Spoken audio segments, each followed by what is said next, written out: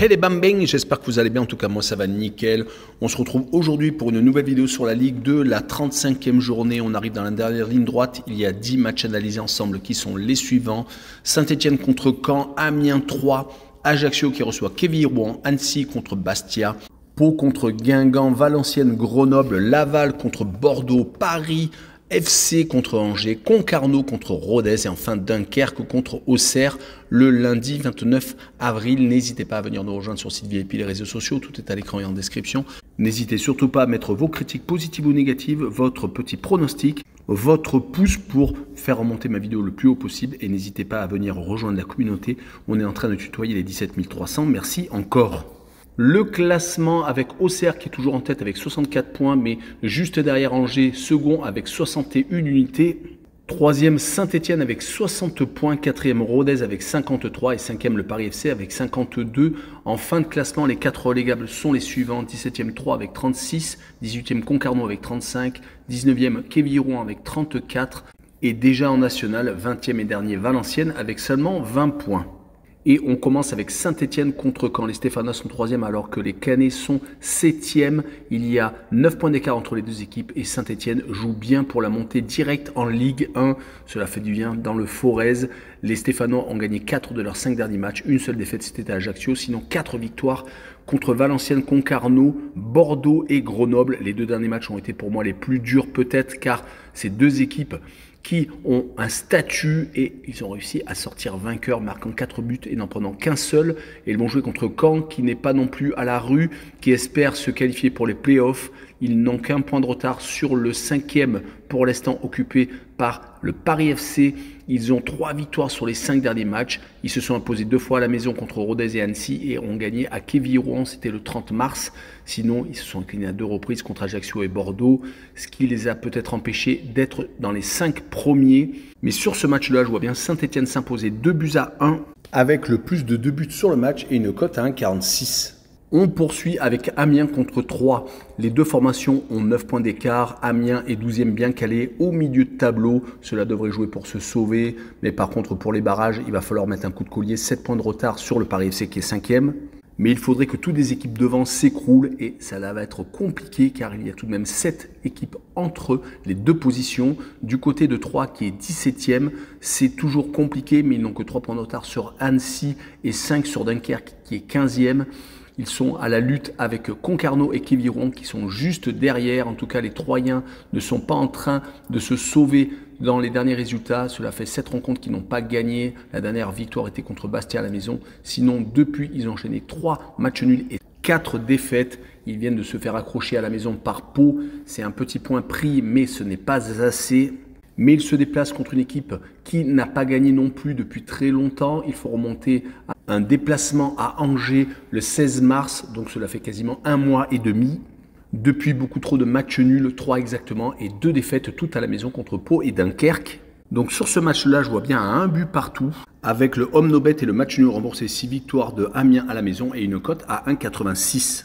On poursuit avec Ajaccio qui joue contre Quevilly-Rouen, le 13e contre le 19e, à peu près les mêmes remarques que le match d'avant. Ajaccio est 13e avec 9 points d'avance sur la zone de relégation. Ça devrait jouer pour rester en Ligue 2, mais pour aller plus loin et jouer les playoffs, cela va être compliqué. Ils ont 7 points de retard sur le 5e.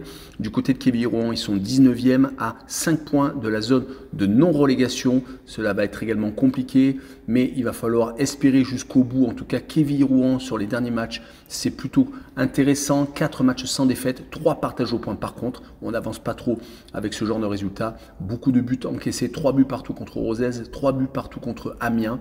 Et ils ont gagné 4-3 contre le leader, ce qui est plutôt un exploit, et 4-3 comme je vous l'ai dit, avec tout de même 9 buts encaissés sur les 4 derniers matchs. Mais le plus encourageant, c'est qu'ils n'ont perdu qu'une seule fois sur les 10 derniers matchs de Ligue 2, faisant tout de même 7 partages de points et seulement 2 victoires. Du côté des Corses, on vient de perdre chez le dernier, loupant peut-être une occasion de se rapprocher des playoffs. Ils avaient pourtant juste avant gagné Caen et Saint-Etienne, des équipes très difficiles à manœuvrer. Dommage. Ils espèrent continuer leur marche en avant contre Quevilly-Rouen, mais sur ce match-là, je vois encore un match nul, un but partout. Et je verrai le home no bet et le match nul remboursé 6 victoires d'Ajaccio à la maison et une cote à 1,86. On poursuit avec Annecy contre Bastia, le 16e contre le 10e. Annecy est peut-être encore en train de se sauver, mais ils n'ont que 3 points d'avance sur la zone de relégation. Comme la saison dernière, où cela a été très compliqué pour la première année dans le monde professionnel depuis très longtemps, les Annéciens sont en train de mettre les bouchées doubles, même s'ils restent sur 2 mauvais résultats, 2 défaites contre Grenoble et Caen. Mais ils avaient fait tout de même le job juste avant, enchaînant 5 victoires consécutives, leur permettant de sortir de la zone de relégation. Malheureusement, donc ces 6 matchs sans défaite, car ils avaient également fait match nul contre Quevilly-Rouen, n'ont servi à rien. Ils viennent de perdre les 6 derniers points. Ils vont en plus jouer contre une équipe de Bastia qui vient d'enchaîner de très bons résultats depuis le limogeage de Régis Brouard. Ils sont un petit peu mieux, ont pris conscience de certains objectifs, en tout cas 4 victoires sur les 5 derniers matchs, un seul match nul contre Dunkerque. Sinon, ils viennent de battre Laval, Bordeaux, Guingamp et Concarneau. Ce qui veut dire qu'ils ont gagné leurs 3 derniers matchs en déplacement, ce qui leur donne encore de l'espoir pour accrocher les playoffs. En tout cas, mon pronostic sera une victoire 2-1 des Bastiers avec la double chance N2 et une cote à 1,81. Et on poursuit avec une rencontre de première partie de tableau. Pau qui reçoit Guingamp, le 6e contre le 9e. 4 points entre les 2 équipes. Les deux ont envie de jouer les playoffs. Il y a encore quelques espoirs. Pau vient de se faire accrocher à 3. Dommage, car il restait sur une très belle série de 6 matchs sans défaite avec 4 victoires et 2 partages de points. Ils ont profité de jouer beaucoup d'équipes de deuxième partie de tableau, ce qui leur a permis donc de prendre le plus de points possible. Et vont jouer contre Guingamp qui vient de perdre 2 fois consécutivement. Surtout que c'était à la maison contre Bastia et contre Angers. Ils avaient pourtant enchaîné quelques matchs sans défaite, 6 exactement. Cela leur permettait de remonter au classement. Malheureusement, donc cette défaite contre Angers à la maison les a empêchés donc de recoller à Pau. Attention quand même, car Guingamp est une équipe très compliquée à jouer à l'extérieur. Sur les 10 derniers déplacements, ils se sont tout de même imposés à 5 reprises et ont fait 2 matchs nuls, donc seulement 3 défaites. Attention, alors que Pau a perdu quelques matchs à la maison sur les 10 dernières réceptions. C'était des défaites contre Quevilly-Rouen, contre Caen et contre Saint-Étienne. Ils n'ont d'ailleurs gagné qu'à 3 reprises lors de cette série. Donc sur ce match, je vois encore un match nul, un but partout, avec les 2 équipes qui marquent et une cote à 1,89. La rencontre suivante est Valenciennes contre Grenoble. Valenciennes est déjà en national.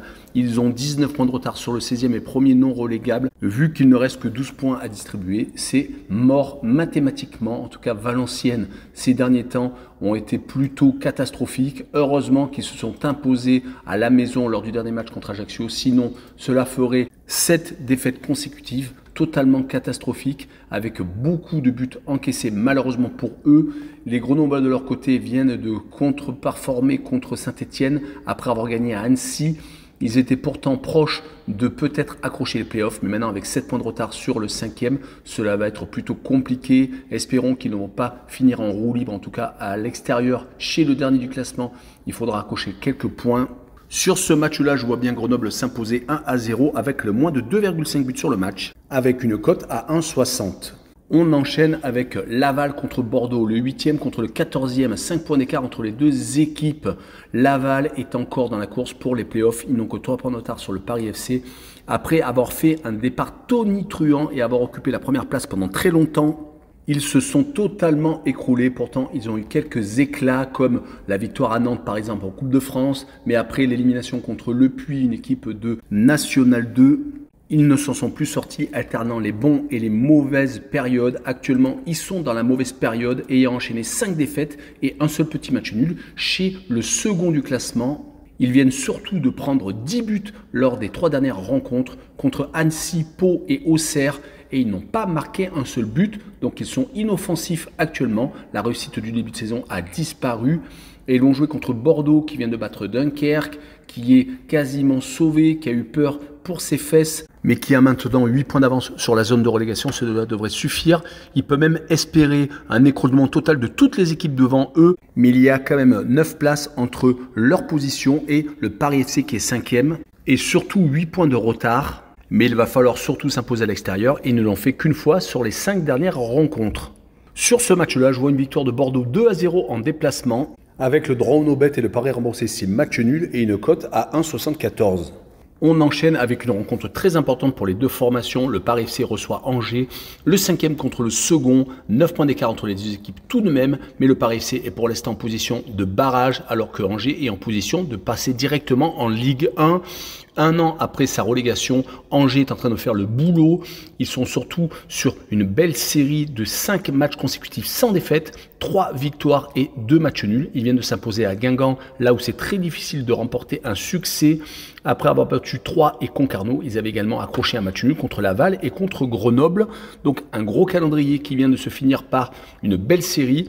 Ils vont continuer au Paris FC qui de son côté vient de perdre à Rodez dans un match au sommet pour les places de play-off. Ils avaient pourtant gagné leurs 3 derniers matchs contre Grenoble, 3 et Valenciennes, ayant réussi à écarter des équipes de bas de tableau et de milieu de tableau. La défaite à Rodez ne doit pas les arrêter car ils sont tout de même sur une très belle série. Car sur les 10 matchs avant cette défaite, ils n'avaient pas connu la défaite, avaient tout de même fait pas mal de partage de points, exactement 5 et avaient gagné à 5 reprises. Un parcours d'une équipe de haut de tableau qui espère monter en Ligue 1. Mais attention car le Paris FC n'a pas tendance à gagner des équipes qui sont au-dessus d'eux au classement. C'est pour cette raison que je verrai un 0-0 avec le home no bet et le match nul remboursé 6 victoires du Paris FC à la maison et une cote à 1,80. Passons à l'avant-dernière rencontre, Concarneau contre Rodez. Les deux équipes n'ont pas le même objectif. Concarneau est 18e avec 35 points, 4 points de retard sur le premier non relégable, alors que Rodez est 4e avec 53 points. Cela va être dur pour monter directement en Ligue 1, mais pourquoi pas par les playoffs. Ils ont 2 points d'avance sur le 6e, qui est pour l'instant la place qui reste à quai. En tout cas, quand on regarde les résultats de Concarneau, c'est plutôt compliqué.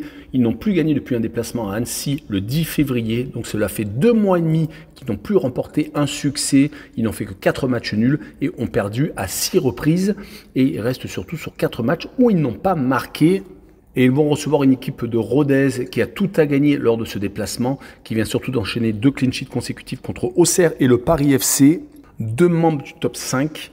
Leur défaite à Caen est oubliée. Et ils n'ont surtout perdu qu'une seule fois sur les 10 derniers matchs de Ligue 2.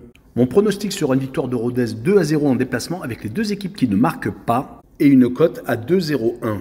Et on finira par Dunkerque contre Auxerre, également 2 équipes qui n'ont pas le même objectif. Auxerre veut remonter directement en Ligue 1 un an après être descendu, alors que Dunkerque, de son côté une fois de plus, va lutter pour ne pas descendre. Ils ont tout de même 5 points d'avance sur la zone de relégation, un tout petit matelas qu'ils veulent garder. Mais avec une seule victoire sur les 5 derniers matchs, c'est plutôt compliqué. Un match nul également à Bastia, sinon 3 défaites contre Bordeaux, Guingamp et Annecy. Il va falloir se ressaisir contre Auxerre, mais ce n'est pas le plus facile car les Auxerrois ont gagné 4-0 contre Laval. Ils veulent continuer à enchaîner pour ne pas être rattrapés par Angers ou Saint-Etienne. 3 victoires sur les 5 derniers matchs de Ligue 2, mais 2 défaites quand même à l'extérieur à Quevilly-Rouen et à Rodez. Il ne va pas falloir s'endormir sur les terres nordistes, mais sur ce match-là, je vois Auxerre s'imposer 1-0 et faire le job avec le moins de 2,5 buts sur le match et une cote à 1,97. Je finirai avec, comme je l'ai mis sur l'image de présentation, dans 9 jours, je fais le marathon de Genève. J'espère passer en dessous la barre des 4 heures. En tout cas, bientôt, je vais faire une petite vidéo où je raconterai un petit peu ma préparation, même si elle a été chaotique.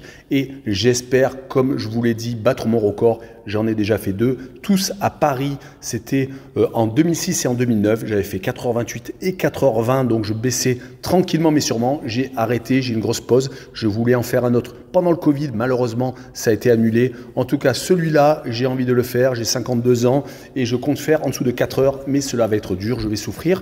Mais je pense que ceux qui font ce type de course savent ce que c'est et mentalement, il faut être présent comme dans les paris sportifs où il ne faut jamais rien lâcher, il ne faut jamais abandonner et il faut surtout rester calme et surtout concentré. Donc n'hésitez pas à venir nous rejoindre et surtout abonnez-vous. Ciao les bambins!